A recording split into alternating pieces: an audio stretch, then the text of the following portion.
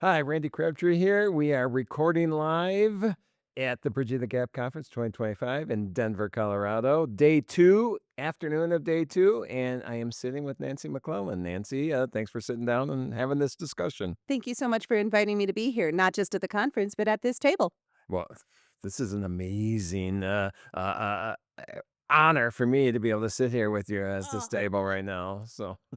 But let's jump into this. And talk about the conference, because I know, you have some thoughts about this conference, I do. and I'd like to get your ideas of what you like about this conference in general, but then I wanna talk about this year, because 'cause I'm Oh, feeling something different this year, yeah. so, just talk about why this conference is important to you. All right. Well, first, again, thank you very much for having me here. And I am really excited to talk about this. It's one of my favorite topics because, as you know, and I have said numerous times in my MSN article for my Ask a CPA group with the bookkeeping buds on social, this is my very favorite conference. And what And I write an article every year on my top 10 accounting conferences. And this is number 1. And the reason it's number 1 for me, and this was from the first year, is that, I I'm really challenged by working too much, and I'm challenged by working too hard, and I'm challenged sometimes by trying to find that balance between the amount of work I'm doing and the meaning and the mission behind the work.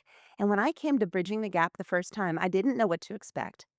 And I came away with so many actionable insights on what I can do to run a sustainable CPA firm.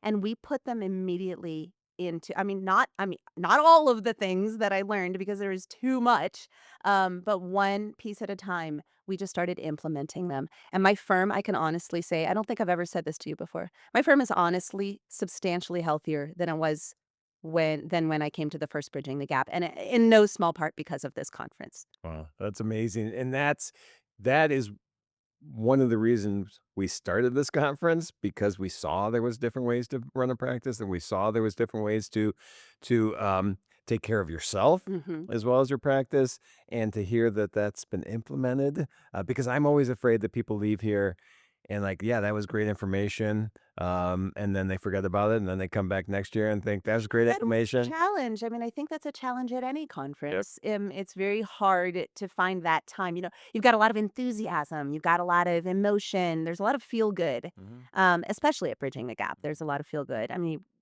it's an incredible group of people that are attending. It's an incredible group of people that are presenting.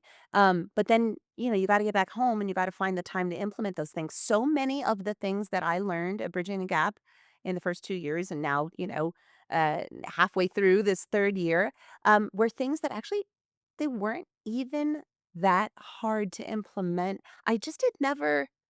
Part of it was being given the ideas in the first place, right? So the creativity of some of the ideas that we're hearing. Part of it was being given permission, and that is really hard. Part of it was just sort of comparing notes with my colleagues and seeing what they're doing that has worked for them, but also what has not worked for them. Because what's going to work for one person isn't necessarily going to work from another. And there's such an emphasis on lots of collaborative sessions here, lots of panels. We get to hear from more than one person how a particular topic is being addressed. And so I get to hear, "Oh, I don't think it's gonna work. That's gonna work for me, but maybe this other way is really gonna work for me." So, I'm not saying that these things are easy to implement, but they're a lot more tangible and effective and actionable than most of the other conferences that I go to. Yeah, and just having this open mindset Mhm. to, think I can or I Absolutely. should. The permission is important. I have a friend, who she teases me sometimes. She's like, Nancy, stop shooting all over yourself." I've heard this, yeah. But it's true. Like, oh, I feel bad because I didn't do this or I didn't do that. And bridging the gap is not about that. It's about like seeing the potential and then, picking a few of those things that are going to make the biggest impact Yep, in your practice. yep, and not getting overwhelmed with the options, because there are, I mean, how many sessions do we have here? I mean, there's a lot of sessions. One of the only complaints I have about bridging the gap is that I can't be in more than one place at the same time. I wish I had Hermione's time turner from Harry Potter where I could just go back and Right. take every single session that's being Yep. offered. That is it's a weird complaint to have No, because it's a good problem. we're very fortunate. We have very good speakers. So let's talk because I mentioned earlier. This year, every year has felt amazing to me, and every year is I really enjoyed it, and I really see that people are enjoying it, which makes me excited to see that people are enjoying it. That's to me been even elevated this year. I don't know. I shouldn't have led with that kind of Well, question, but what do you think? you're not leading the witness on this one because I feel the same way. We ran into each other in the hallway, and you were like, "Wow!" I asked, I checked in with you, and I was I like, did. Thank "Randy, you. really, how are you doing?" Hmm. And you were like, "I feel great. I feel like there's something different this year. There's just like you can feel it in the air. It's just so positive." And I have some theories about that. Yes. I think part of it is that a lot more people signed up this year Oh yeah. and a lot of them are first timers. And they heard somebody mentioned it the first day when you were asking the crowd, like, why are you here? Somebody said, the hive mind. The hive mind told me this was the place to be. Well, I'm part of the hive mind, right? You are. And and what they heard was all of the types of things that I just told you. Hmm. And also they heard about the emphasis on mental health. They heard about the emphasis on vulnerability. They heard about how important it is that we put our oxygen masks on first, Hmm. right? They heard about that and then they say, well, I want to go to this conference because I want to find out, is this hive mind? Like, is this real? Are they saying this place really exists? Is this Brigadoon? Truly, is this a Right. and so they have come in with a new energy and a new optimism and a new enthusiasm that I feel like has even leveled it up from where it's been before. That's my theory about why this year feels even more. Yeah, I agree, and I think it's a lot of I all of that you just said, and then all the people that have been here the first 2 years, and this is what you're getting into, the hive mind as well, that have raved about, and you've been a champion for this, and I appreciate that, and I didn't mention, but you are also part of the advisory council, which has been unbelievably beneficial to me and helpful to me, so thank you It for that. was wonderful when you asked me, Yeah. and you were like, "You can take time to think about it." And I'm like, "I just did." Yeah, the answer is yes. I had no hesitation. Yeah, but all those people from the first 2 years and all the raving they've done and all the posting, that they've done about this, I think created that hive mind, Yeah. created that sense of, "I can't miss this. I've missed this. Look at what I missed the first 2 years. I can't do this again."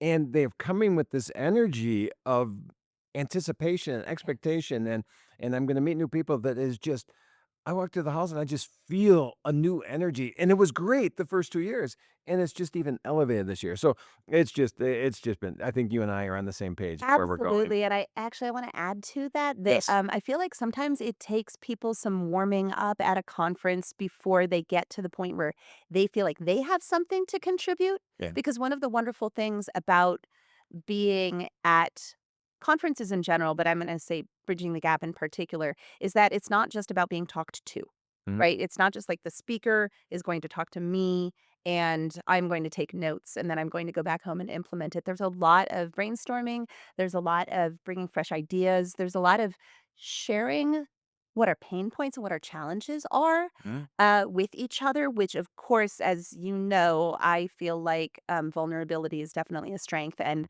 one of those strengths is when we are coming together to share what our challenges are, not just our solutions, but our challenges. It makes other people, it gives them permission to be like, oh, actually, I struggle with that too. I don't have to pretend to be a superhero. And I feel like from the first moments of the first day, people were already ready to participate. Well, and that was proved out that first session that I did, when I asked that question of, "Why are you here?" The very first person that answered was their very first conference ever. They started their firm 8 months ago or even less than that, Yeah. and they were the first one to participate and speak up. I was like, And two of the people that I've heard participating the most are two members of my Ask a CPA community that won Accounting Cornerstone Foundation scholarships. Now, you're on the board of the Accounting Cornerstone Foundation. Um, these are scholarships that are specifically for people who have never attended an accounting conference of any kind. Right. and, it's an all expenses paid trip. They are two of the people I'm seeing interacting the most, making sure that they're connecting with new people, making sure that they're, doing the networking to creating the community so they can go back home and continue to draw on that throughout the rest of the year. And I actually probably think that that's partly because of the community that they're in already, which is Ask a CPA. Why don't Right. you give us a little again, which is you run, can you give us a little, background on that community you Yeah, developed? absolutely. As a matter of fact, I I have to thank you personally and Bridging the Gap from last year because there were a bunch of people who ended up joining my Ask a CPA community. I think I had either just launched or was just about to launch the community right when last year's Bridging the Gap happened. And I won an award at Bridging the Gap for Mentor of the Year, which was very special to me. And I found out afterward that a lot of these people who it turned out had been asking me to start a community, they had all nominated me for that award, and they didn't tell me about it, and I found out afterward. It was very special. So, Ask a CPA is a community that I run. It is a paid, it's a paid subscription community, and what it is it's designed for bookkeepers who they have questions for their clients, tax professionals, but for whatever reason, they feel like they can't ask those questions. Now, it could be because the CPA is too busy, which happens a lot. They're just non responsive. They haven't been attending Bridging the Gap, so they don't know about managing their workflows efficiently. And so they're feeling overwhelmed. It could be because they don't have good communication skills, which is the case, unfortunately, with a lot of tax pros who do tax only. It could be because they are condescending toward bookkeepers and they actually think less of them. There are lots of different reasons. And so I wanted to create a space because I truly believe that the capacity crunch that we're seeing throughout the accounting world, specifically in tax and audit, that capacity crunch is really threatening the quality of our profession and the quality of the services that we're providing to small business owners and therefore threatening the fabric of our communities. Mhm. I will go so far as to say this is a serious problem Good. for everyone.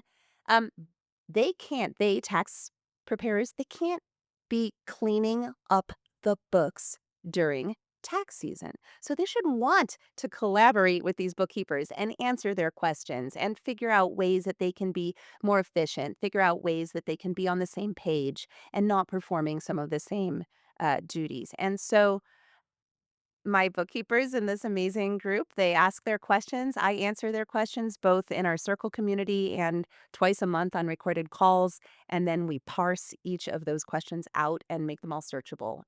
So That's great. it's been amazing. It's been absolutely amazing. We have 16 of our members here at the conference this year. That's amazing. I said you were a champion for this conference. You definitely are. So thank you for that. So let's talk about this conference and specifically your sessions because you have two sessions. The first one I want to mainly I want to talk about the one that has to do that interacts that was is probably inspired by I assume Ask a CPA. Yes.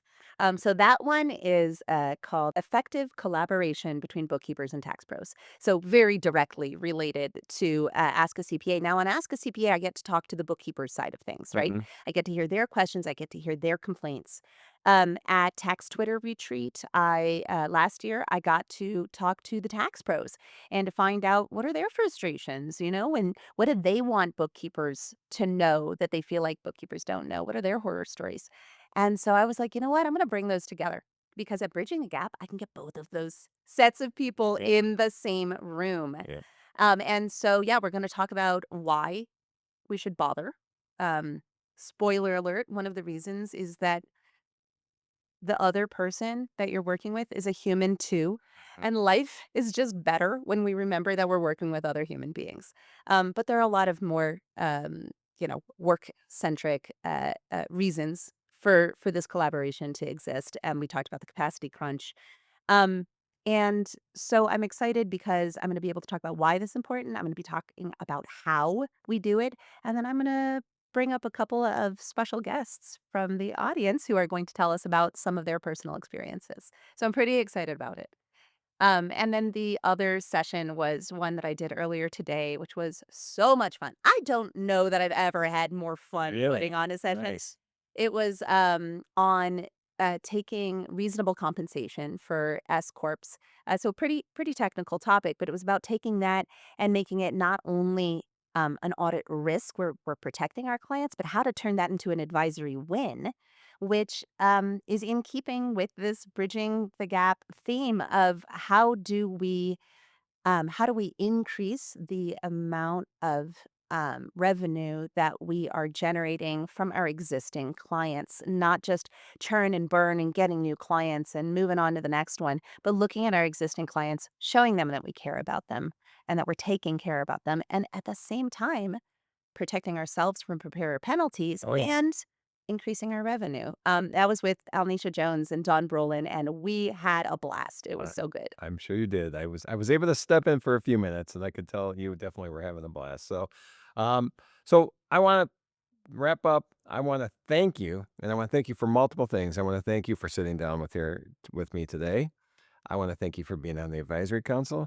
I want to thank you for what you're doing to try to make this profession better for everybody from a mental side, from a work-life balance side, from everything.